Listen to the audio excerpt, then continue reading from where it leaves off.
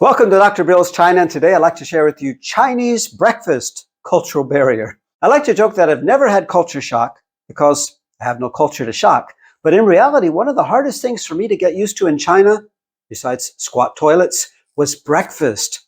By noon, I don't mind trying new foods, but when I first jump out of bed in the morning, my heart and my stomach crave the familiarity of a simple American breakfast of black coffee, eggs, and toast. By the way, Chinese often say, "You Americans only eat beef, bread, and potatoes." They've obviously never been to the US or only eaten fast food. As a land of immigrants, we eat foods from all over the world and have fused many styles to create our own. Even in China, I cook Tex-Mex dishes almost every week. But for breakfast, many Americans, not all, but many Americans eat only breakfast foods, such as cereals, pancakes, eggs, and toast, etc. Like Americans, Chinese also have breakfast foods such as youtiao, the hot dough sticks, hot soy milk, steamed breads, rice congee. But unlike in America, a Chinese breakfast may also include noon or evening dishes such as stir-fried veggies, tofu, rice.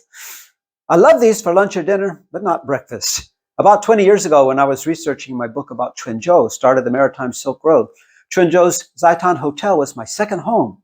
Although the buffet breakfast had 60 hot and cold items, for weeks I contented myself with just 2 eggs, toast, and black coffee. Yum.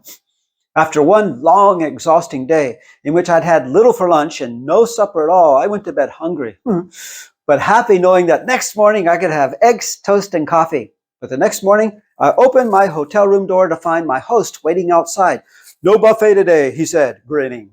"We want you to try a traditional local delicacy. You can write about it in your book."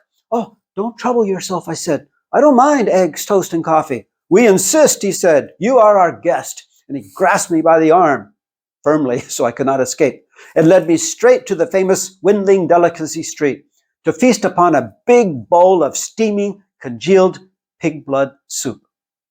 Yum. That was 20 years ago. But a few weeks ago at a hotel's buffet breakfast, without even thinking, I filled my plate with veggies, tofu, rice, and mantou, and had black tea. And to my surprise, my Chinese friend had eggs, toast, and black coffee.